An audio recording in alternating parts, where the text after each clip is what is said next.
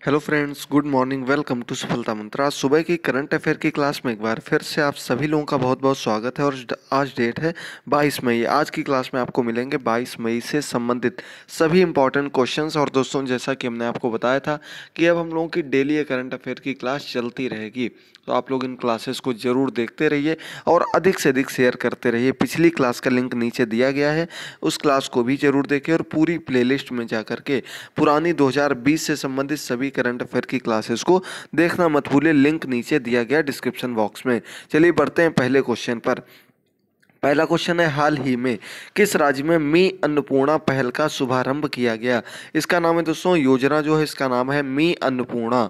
और ये किस राज्य में शुरू की गई, इसके पहले आपको बता दें, मी अन्नपूर्णा जो है ये किसानों से संबंधित, कृषकों से संबंधित एक बीमा योजना है।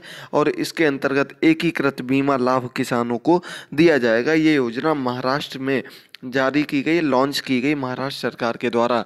तो इसका आपका सही ऑप्शन हो जाएगा दोस्तों सी नंबर ऑप्शन, महाराष्ट्र बिल्कुल सही आंसर हो जाएगा। चलिए अब हम लोग बढ़ते हैं क्वेश्चन नंबर सेकंड की ओर। भारत ने किस देश के साथ 5 नए बंदरगाहों और 2 नए प्रोटोकॉल मार्ग के संचालन के लिए एक समझौते पर हस्ताक्षर किए हैं। तो दोस्तों, भारत ने भी हाल ही में एक देश के साथ मिलकर के 5 नए बंदरगाह और 2 नए प्रोटोकॉल मार्ग संचालन पर समझौता किया है। और इस देश का नाम है दोस्तों बांग्लादेश, हमारा पड़ोसी देश है। और अभी जो हाल ही में अम्फान तूफान आया था, इससे बांग्लादेश और भारत इन दोनों देशों को काफ़ी नुकसान हुआ है। सिर जो बंगाल की खाड़ी का क्षेत्र था, इसी क्षेत्र से ये तूफान आया था। इसकी वजह से बांग्लादेश को भी बहुत ज़्यादा नुकसान देखने को मिला है। चलिए बढ़ते हैं हम लोग क्वेश्चन नंबर 3 की ओर। तो अगला क्वेश्चन है, केंद्रीय मंत्रिमंडल की नियुक्ति समिति के ने किसको राष्ट्रीय कृषि और ग्रामीण विकास बैंक का अध्यक्ष नियुक्त किया है। तो दोस्तों, आपको बताना है, नाबार्ड के नाम से जाना जाता है राष्ट्रीय कृषि और ग्रामीण विकास बैंक। इसे क्या कहते हैं हम लोग, नाबार्ड के नाम से जानते हैं। और अभी हाल ही में नाबार्ड के नए अध्यक्ष नियुक्त किए गए हैं, जो कि केंद्रीय मंत्रिमंडल की नियुक्ति परिषद के द्वारा, नियुक्ति समिति के द्वारा किए जाते हैं। तो दोस्तों जल्दी से देखिए इसका आपका सही आंसर क्या हो जाएगा। इसका आपका दोस्तों सही आंसर हो जाएगा, देखिए D number option, Govinda Rajulu चिंटला।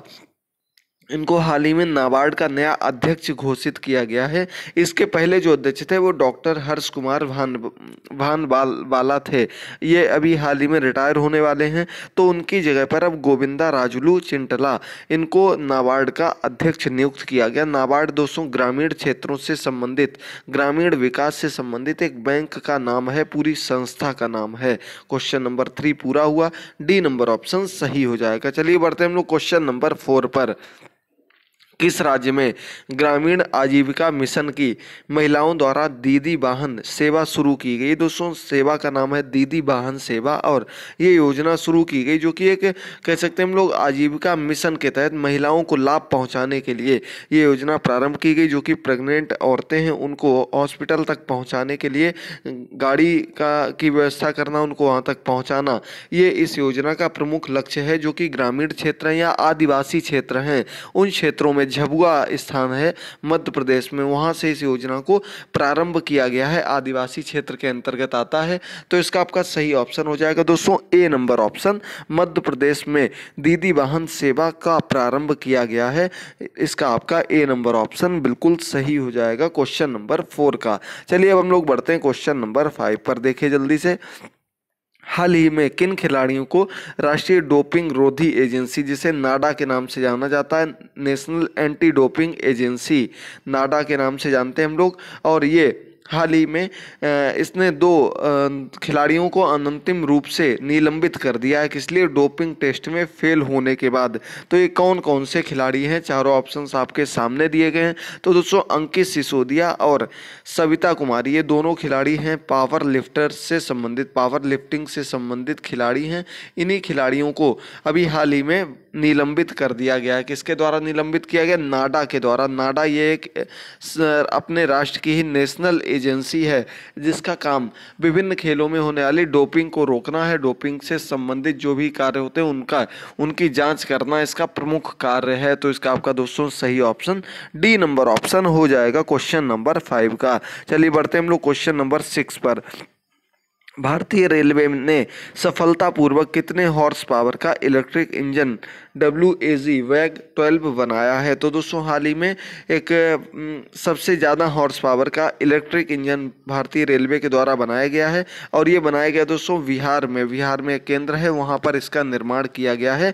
इसका सफल परीक्षण भी कर लिया गया, यानी कि इसको चला भी लिया गया है। तो दोस्तों ये इसकी जो पावर है उसकी बात करें तो इसकी 12,000 हॉर्स पावर का ये एक इलेक्ट्रिक इंजन है। इसका आपका सही ऑप्शन हो जाएगा ए नंबर ऑप्शन। 12,000 हॉर्स पावर का वैग 12 इसका नाम रखा गया है। इलेक्ट्रिक इंजन भारतीय रेलवे ने सफलतापूर्वक चलाया। इसका आपका ए नंबर ऑप्शन बिल्कुल सही हो जाएगा। चलिए अब हम लोग बढ़ते हैं क्वेश्चन नंबर 7 की ओर। तो 7 नंबर क्वेश्चन है, किस ई कॉमर्स वेबसाइट ने ग्राहकों को डिजिटल मोटर बीमा पॉलिसी देने के लिए बजाज एलियांज के साथ समझौता किया है? आपको पता होगा दोस्तों, बजाज एलियांज जो ये एक इंश्योरेंस कंपनी है, बीमा कंपनी है और इस कंपनी के साथ अभी हाल ही में एक ई कॉमर्स वेबसाइट ने डिजिटल बीमा देने के लिए, डिजिटल बीमा पॉलिसी देने के लिए हाथ मिलाया है और इसका नाम है Flipkart. Indian e commerce company है, सबसे बड़ी ई कॉमर्स कंपनी है इंडिया की।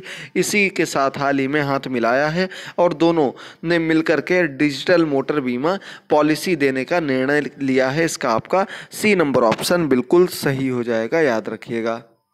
चलिए अब हम लोग बढ़ते हैं अगले क्वेश्चन पर। इसके पहले दोस्तों आपको बता दें कि 69,000 भर्ती से संबंधित जो भी सटीक अपडेट अभी तक आती रही आपको टाइम टू टाइम देते रहे हैं। इसके अलावा अब आप लोग सीटेट, यूपी टेट या सुपर टेट किस एग्ज़ाम की तैयारी करना चाहते हैं एक बार कमेंट बॉक्स में बताइएगा। उसी की क्लासेस हम लोग स्टार्ट कर देंगे। अभी सिर्फ 2 क्लासेस चलेंगी। एक क्लास आपकी सुबह करंट अफेयर की, दूसरी क्लास आपकी शाम को चलेगी जिसमें कि हम लोग इन टॉपिक्स को कवर करेंगे। तो आप किस एग्ज़ाम की तैयारी कर रहे हैं एक बार कमेंट बॉक्स में जरूर अधिक से अधिक संख्या में कमेंट करके बताइएगा जिसके क्वेश्चंस आप लोग चाहते हो, क्योंकि 69,000 भर्ती लगभग अंतिम चरण में है। इसके बाद आप लोगों की क्लासेस बिल्कुल प्रॉपर वे में स्टार्ट कराएंगे और जैसे 68,500 में 69,000 में साथ में जुड़े हुए कई लोग चयनित हुए हैं, आप लोगों को भी पूरा मौका मिलेगा। आप लोगों को भी पूरी तैयारी 100% तैयारी कराई जाएगी। तो यदि आप लोग चाहते हैं तो जल्दी से बताइएगा, कल से आपको उसके बारे में पूरी प्रोसेस बता दी जाएगी, कैसे क्लासेस स्टार्ट करेंगे वो भी आपको बता दिया जाएगा। चलिए बढ़ते हैं क्वेश्चन नंबर 8 पर। रक्षा मंत्रालय के अंतर्गत रक्षा संपदा महानिदेशालय DGDE और ई-गॉव फाउंडेशन ने छावनी बोर्डों का ऑनलाइन प्रबंधन करने के लिए किस पोर्टल को लॉन्च किया है? तो दोस्तों इसके लिए एक पोर्टल लॉन्च किया गया है। इसके माध्यम से छावनी बोर्डों को ऑनलाइन मैनेज किया जाएगा। इसके लिए जो पोर्टल बनाया गया है उसका नाम रखा गया दोस्तों ई छावनी। इसका आपका ए नंबर ऑप्शन बिल्कुल सही हो जाएगा। क्वेश्चन नंबर 8 का ये ऑप्शन ई छावनी दिया गया, बिल्कुल सही ऑप्शन है 8 नंबर क्वेश्चन का। चलिए बढ़ते हैं क्वेश्चन नंबर 9 पर। किस राज्य में सुकून कोविड-19 बीट द स्ट्रेस नामक एक नया कार्यक्रम शुरू किया गया है? तो दोस्तों ये एक कार्यक्रम का नाम है जो कि कोविड-19 के कारण आए टेंशन, स्ट्रेस को दूर करने के लिए चलाया जा रहा है। इसका नाम रखा गया सुकून और कोविड-19 बीट द स्ट्रेस, ये पूरा इसका थीम है, नाम है।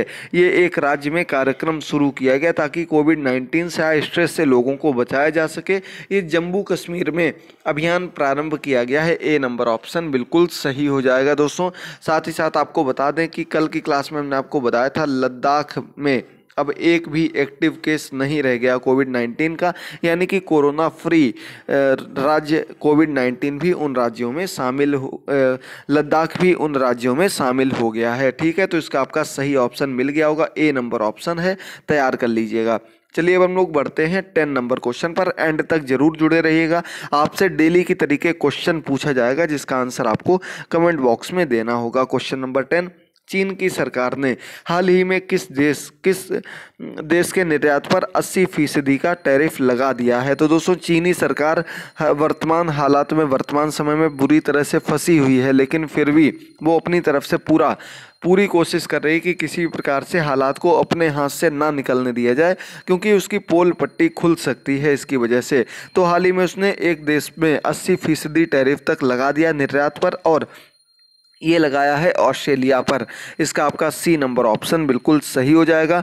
और आगे बढ़ते हैं आज के अंतिम क्वेश्चन पर। 11 नंबर क्वेश्चन है, भारत में हर वर्ष 21 मई को आतंक विरोधी दिवस किसकी स्मृति में मनाया जाता है? तो दोस्तों आपको पता होगा 21 मई यानी कि कल आतंक विरोधी दिवस मनाया जाता है। प्रत्येक वर्ष मनाया जाता है। 1991 से मनाया जा रहा है। 1991 से क्यों मनाया जा रहा है? किसकी स्मृति में मनाया जा रहा है? तो दोस्तों तत्कालीन प्रधानमंत्री राजीव गांधी जी की मृत्यु 21 मई को ही हुई थी। एक आतंकी हमले में हुई थी। लिट्टे के द्वारा हमला किया गया था, जिसकी वजह से 21 मई को ये राजीव गांधी जी की स्मृति दिवस के रूप में आतंक रोधी दिवस मनाया जाता है। याद रखिएगा, इसका आपका बी नंबर ऑप्शन बिल्कुल सही हो जाएगा 11 नंबर क्वेश्चन का। आज के सभी क्वेश्चंस कंप्लीट हुए।